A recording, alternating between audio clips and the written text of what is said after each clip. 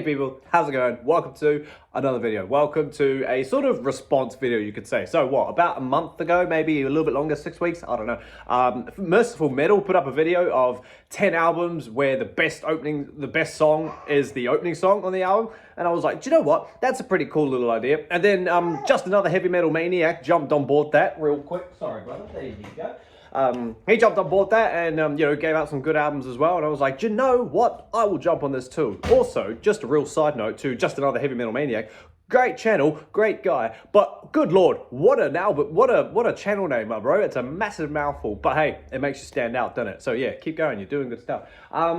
Yeah, so I thought, why not jump on this little thing to just show 10 albums where I believe the opening song is the best song. I have definitely gone down the more, classic heavy metal route. There's nothing out here that's too, over the top or nothing too outlandish. So yeah, I reckon there's no particular order. It's just how I scanned my shelves and I was like, oh yep, this one, that one, and we'll take that one too. So yeah, without further ado, I reckon we just get straight into it. Comment down below whether or not you like my ones, but also just albums that you immediately think of where you're like, oh damn, that opening song is great on that album. But yeah, so get the conversation going and we'll have a good time with it. But until that happens, let's get straight into it with what I've chosen first. So the first one that I've gone for is a classic of Meatloaf, Bat Out of Hell. This is the debut album from 1977, as it is also the title track, and it is also the opening track for the Bat Out of Hell album. I'm talking about Bat Out of Hell, the song. It's a 10-minute song, roughly just under 10 minutes of, a motorcycle crash, and it just pretty much paved the way. Obviously, this is not really a heavy metal album per se. You could argue it is, but it's definitely more like hard rock opera type stuff.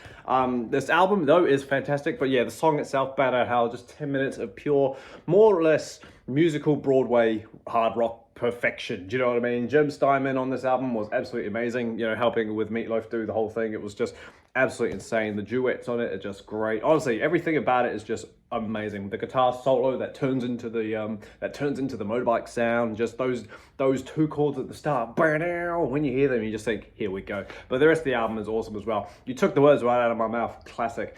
Heaven Can Wait. A slower one, not my favorite, but it's all good. All Revved Up, No Place to Go, fantastic. Paradise by the Dashboard, that one's amazing. 2 out of 3 ain't bad. And for crying out loud, the last song without the added extra tracks from the CD, just this massive, powerful ballad. Honestly, it's a beautiful album. If you've never heard this, then by all means, get onto it. But yeah, best song on this album is definitely the song Bat Out of Hell. Completely changing it up now. The second one I've chosen is Transylvanian Hunger from Dark Throne. So this is the Dark Throne's most probably infamous black metal release. It's the album that sounds the worst, but to us black metal fans, it's probably one of our favorites. I rank this one, I think, at number 2. Honestly, this album is just great for those cold, winter, windy, dark nights. It's just amazing. The whole thing sounds like white noise. You can't hear any drums. The whole album, minus Transylvanian Hunger, is in Norwegian, so that's awesome. But yeah, you hear that opening riff just and you just know what you're in for. Transylvanian Hunger, cold, it's just awesome. I think Fenriz, no, sorry, not Fenriz, well, yeah, Fenriz, but I meant to say, I think Varg helped write half of this album, lyrically, so just a really cold classic. But yeah, other than Transylvanian Hunger, there's still some good stuff on here. Skald U Satan's Soul is great. Slotted It Dead Fien is great. I don't know how you say that. But yeah, not entirely sure how every song goes on side B off the top of my head, but I know for a fact that it's amazing because yeah, I got this on CD and it goes in my car every winter. But yeah, Transylvanian Hunger, absolutely fantastic opening song. Short, sweet, sharp, to the point. Transylvanian Hunger.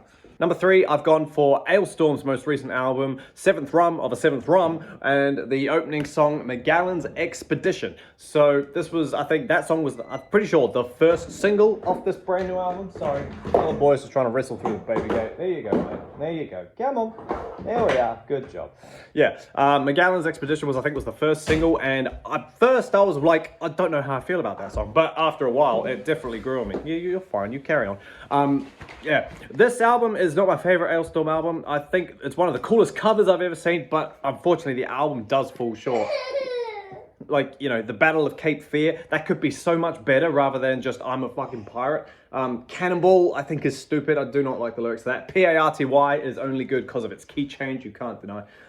Under Blackened Banners is fine, and Magre Azorag, or however you say that, that's a great song as well, but easily Magellan is the best song on here. Seventh Drum, the title track, is okay. Bite the Hook, Hand That Feeds, it's good. Return to Tortuga is just Tortuga repeated, like, done with different music, so I find that a bit stupid.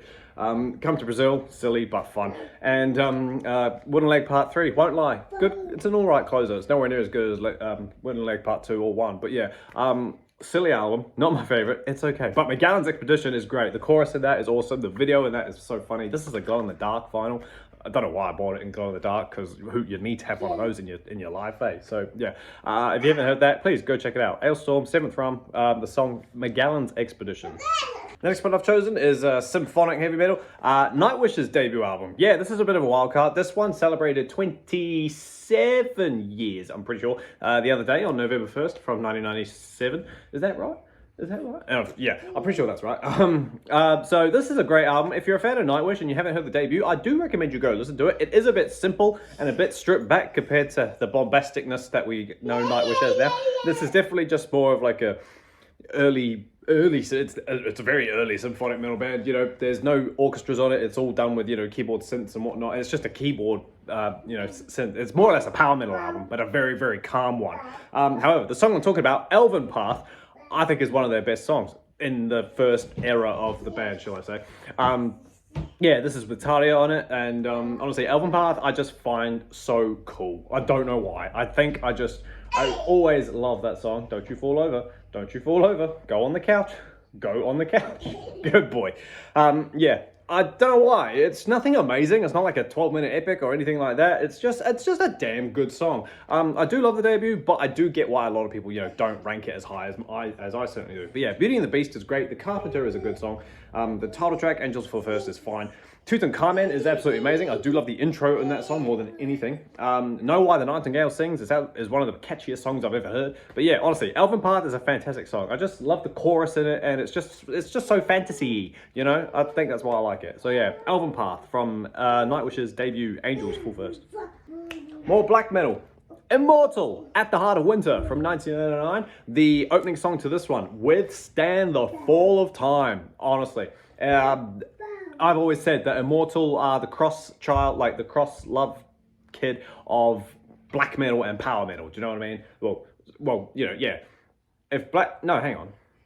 Well, I guess so, yeah. If black metal and power metal had a kid, you would get Immortal, because while they sound like a black metal band and they look like a black metal band, the stuff they sing about, like the first album is the only real satanic black metal album they have. And the rest of it sings about foreign lands of ice. So, you know, take what you get. But yeah, Withstand the Fall of Time is great. When I first heard that song, when I first put this album on, I was just like, whoa! What got me about it was the riff in the middle. Dun, dun, dun, dun, dun. That's what made Immortal sound so cool to me, was the fact that their riffs were catchy. They really honed in on, you know, making the riffs ear candy, you could say. When I first heard Northern Chaos Gods, he's just shouting at kids out the window. When I was listening to Northern Chaos Gods, that's the first thing I noticed, is how catchy these riffs were, and their early work is no exception either. You know, Withstand the Fall of Time is an absolutely phenomenal album, song, and At the Heart of Winter is a phenomenal album as well. If you haven't heard it, I would highly recommend you go listen to it. So yeah, Withstand the Fall of Time, great song off the Heart of Winter. Next one I'm going for is an ultimate cult classic. Megadeth's Rust in Peace, the opening song, Holy Wars, the Punishment Due. You can't talk about opening songs without talking about Punishment Due. I'm putting Holy Wars above the title track, Rust in Peace. While Rust in Peace is a great song, Holy Wars is just goddamn amazing. Come on, you gotta admit, that intro riff, the minute you hear it, it's just like, oh boy. The fact that this came out in 1990 is insane. Like, I'm so glad. Well, I mean, I wasn't alive, but like, this must have been was grunge happening in 1990, or did it kick off till 1991? You know, like, really hone in. I'd probably just sound like a absolute poser saying that, but I don't like grunge, okay? I don't care about it. So the fact that an album really exists like this in the 90s is just great. Yeah. But yeah, the intro riff, the drums that follow, the verse riff, the harsh vocals behind it, just all the solos by both Dave Mustaine and Marty Friedman, just outrageous stuff. it's a classic album. Don't get me wrong. Hangar 18, Take No Prisoners, Five Magics, underrated that one. Poison Was the Cure, Lucretia, Tornado of Souls, come on. Dawn Patrol, we could do without that, and Rust in Peace, Polaris. Just fantastic stuff. I saw this album live in 2010, I think, and oh, it was amazing. You can't, it's just great. But yeah, every note about Holy Wars is just fantastic. I don't need to say anymore. So yeah, best song on the album, Holy Wars, The Punishment Due. If you're going to talk about 90s albums that blow away grunge, you've got to talk about Painkiller. Like, I've said this before, and I will happily say it again over and over. Nothing on the Painkiller album matches the energy of the song Painkiller. It's outrageous. You put this album on, you press play, and you get hit. Sorry, I'm just laughing at him. You get hit with these monstrous drums out of nowhere that are just like, what? And then the riff, the squeal, the solo, everything about it, just like Holy Wars, everything about that song is just pure perfection. And again, the fact that this came out in 1990 is awesome. So one last flare of, you know, thrashy type stuff before everything slowed down. But anyway. And like I said, the rest of the album is still okay. It's still good, but it doesn't match anything like the title track. Do you know what I mean? Like, what else is on here? What have we got? We've got Hell Patrol, fine song, just a simple priest song. There we go. All Guns Blazing. That one's cool. All Guns Blazing. Don't fall over on that. Leather Rebel, Metal Meltdown. They're real typical Priest hard rock songs, you know what I mean? Whereas like hard rock, basic heavy metal stuff, but Painkiller is just way above the rest. It's insane. Nightcrawler, I love that one. That one's probably one of my favorites. Touch of Evil, Battle Hymn, A Shot of Glory. Just a fantastic album, but fantastic, phenomenal song. You can't argue with it. Come on, Painkiller, Judas Priest, great stuff. And what's a Rusty Darlington video without an Iron Maiden album? I've brought in the X Factor. And of course, I'm talking about the opening track, The Sign of the Cross. There was a few, oh, well, I say that, but no, this was probably one of the strongest Maiden albums where I was like, yes, the opener is absolutely the best song. Because while I do love the X Factor, I get a massive kick out of listening to it. I listen to it a lot often more than other Maiden albums. I listen to this more than I do Seventh Son. I've got no problems at all with Sign of the Cross. I love everything about it, from the opening choirs to the length that it is, the lack of lyrics. But, you know, they're not, you know, the lack of vocal. Blaze sounds great on this album. He sounds great on that song. I think it's incredible. The solos in it, like I said, the choirs, the chanting, just all the little melody things, harmonies that Steve does throughout the whole thing. It's a fantastic song. That song will definitely be appearing in my final part of ranking every Iron Maiden song. But for now, we just talk about it like here. It's a fantastic song. The rest of the album is good. Don't get me wrong. Lord of the Flies, Man on the Edge, I can actually get rid of. Fortunes of War is amazing. Look for the Truth, Aftermath, Judgment of Heaven, Blood on the World's Hands, The Edge of Darkness, 2 AM is very stupid, and The Unbeliever is great as well. I love the intro to that song. But yeah, honestly, Sign of the Cross is just one of Maiden's best epics ever, and I will fight anyone forever on that. So yeah, X Factor's opening best song, Sign of the Cross. Another classic from the heavier side now, Possessed, Seven Churches. Yeah, hi. In my opinion, the best song on this is obviously The Exorcist. When I first heard that song, I was just like, oh, cool. Because who doesn't love The Exorcist as a film? Who doesn't love Tubular Bells as a theme song? So to hear that done in a metal sense, you know, and then to be onslaughted by that riff that comes afterwards, just, oh, everything about that song is just great. That little, that trem, chorusy riff, the solos are just insane, and the harsh, thrashy death metal vocals, just honestly perfect. It's a fantastic album too. If you haven't heard Seven Churches, please do go get onto it. But yeah, The Exorcist is easily the best song. But yeah, Pentagram is awesome. The title track, well, yeah, the title track, Seven Churches. Death Metal, the song Death Metal, I think is a great way to end it. Twisted Minds, Fallen Angel, just all out great album. But honestly, The Exorcist is a great opening song. Go listen to it. It's easily the best off this album. And then the last one we got to do today is Black Sabbath's Paranoid, ending on an absolute classic here. We've got the opening song, War Pigs, because just, well, for one thing, who opens an album with an epic song like that? That is the best Black Sabbath song ever. It's absolutely amazing. Still 50 odd years later, it's just great. No matter what else we listen to, we can't deny that Sabbath had the most impact on all of us. It's just fact. You're wrong if you say otherwise. But yeah, You open your second album with an 8-minute just absolute beast, the pounding bass, the drums, the air raid siren, Ozzy's manic vocals of the call and response thing with the chords and the vocals, the riffs in it, the solos in it, just absolutely perfect. It's a great song. I don't need to talk about it because we've all heard it so much, but we still love it. Don't right? Do you know what I mean? It's just absolutely perfect. So yeah, easily the best song on this album is Warpig's The Opening Song.